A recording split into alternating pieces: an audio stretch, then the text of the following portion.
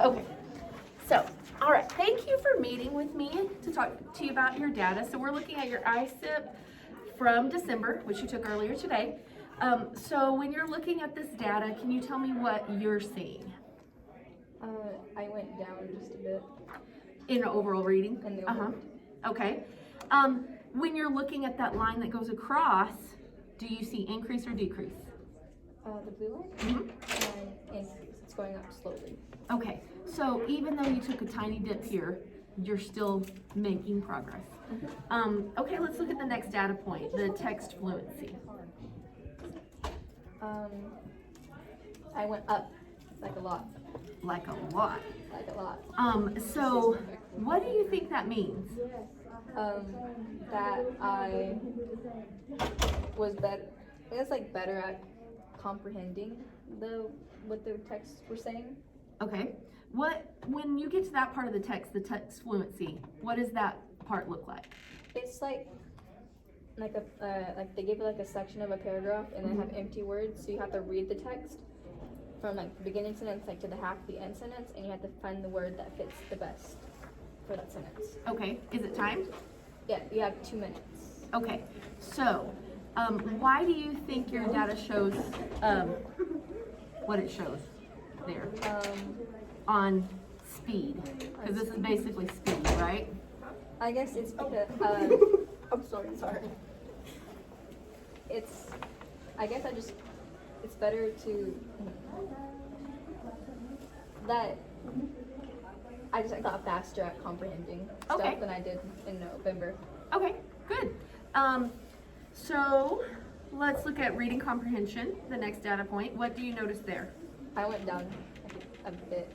Okay, but let's look at that blue line. What do we see there? It's going up. It's still going up. So we can take a little dip because remember, your goal every month is going up, right?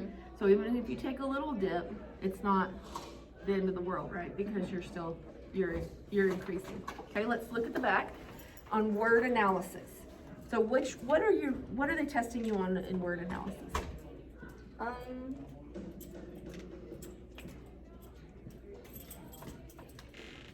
don't really know. It's the one where you listen, remember? And then so they tell you the word and you type it? yes. So what do you see about your data in word analysis?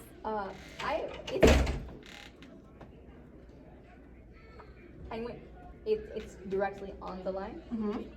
It's not very good, but it's on the line. Okay, so the blue line looks pretty. It's pretty straight. Okay, so what does that mean to you?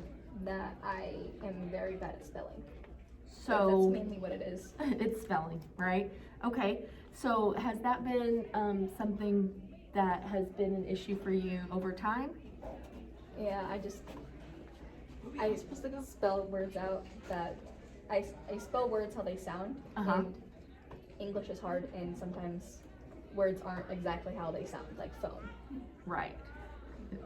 Yeah. So does it have to do with language then? Okay, very good. So if you had a word-to-word dictionary, that probably wouldn't help on the spelling part. But when you have access to a dictionary, do you use it to spell? No, because I know most of the words already. Like I know what they mean, and so if you're not sure of a spelling when you're writing, what do? I sound it out. Okay, and so if you're typing, if you sound it out and that little squiggly line comes up that says you misspelled it, what do you do then? I go to that, and if it doesn't look right, as in I don't recognize it, I'll go to Google and like, how do you spell? And I misspell it, and Google will autocorrect it, and I look for the right definition. Very good. Okay, the reason I'm asking that is I'm trying to figure out ways that I can help you with that, like in class, not on this, because obviously it won't let us do that. True. But in class, Okay, let's look at the vocabulary data point. What are you seeing there? I actually dipped quite far, but my line is going. Yes, and I want you to look at that percentile rank underneath. You scored better or equal to 99% of students. So that's pretty good, right? So even if you take a little dip, we're talking about a dip within 1 percentage point. right? Yeah. So you have to kind of take that with a little grain of salt. That is where language helps you, right? Because you are able to use so many things to understand what words mean, right? Just use context clues. So like if you have in the test and like in ISEP, they give you pictures, and so one picture was like a stream and with like the canyon around it. So I didn't really know what that meant. So I picked the word that sounded like earthy, Yes. or like surrounded the earth, which was like, I think it was shoreline. And so I picked that, which probably was not right because it was a canyon, but it's the closest one I could fit with the dirt and the ocean, because when the ocean touches dirt, it becomes the shoreline. Right. So you were using lots of different kinds of input to get your answer, like what you were seeing and where it was in the context. So, okay, very good. Let's look at this priority report they give us at the bottom. What do you see, what do you notice from this? I have 2 ongoing struggles, both in word analysis. Okay. I have some difficulty in text fluency. Okay. And ongoing difficulty in word analysis and comprehension. Okay. So when we're looking for how we're going to use iStation in the next month, what kind of goals would you set for yourself based off this? I guess slow down, because most of the time, because all of it's timed, you can't take too long, especially on the comprehension. They give you time to read it, and if you take too slow, they just exit off the story. Right. And then you take too long to answer the question, which is around like 30 seconds or maybe a minute at the most. They exit it off and you can't go back, so you automatically miss that question. Right. So So I guess slowing down is hard to do because you got to get it done. feel the pressure to move on. So what I'd like to do is to kind of look at this compared to some of your other data, like how you do in class when you do have an opportunity to slow down, and see how much of this data has to do with being timed. You know, that would be something that I would say would maybe help us. But since the district requires us to use iStation, and you're at a level 3, so you're going to need to practice it this month. Yeah. When you get on iStation, what are you going to be focused on? I guess like going fast but not too fast.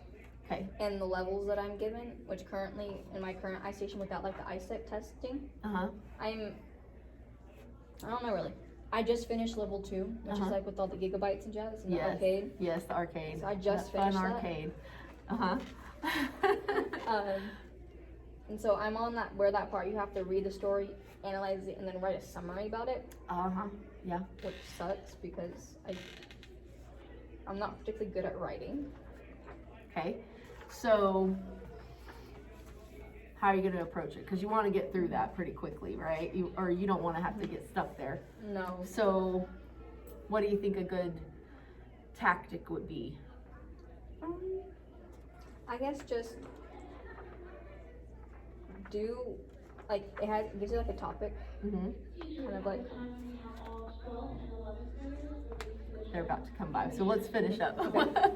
Just slow down, actually read the text, because I do, but Yes. just like reread it and make sure you know what you're talking about, so when you have to write it, you know what to write. Okay. And like just reread it, so you don't okay, done, go. Sounds like a good plan. Do you have any questions for me before we? No? Okay, thank you so much for meeting with me. Thank you. I owe you. Thank you. You're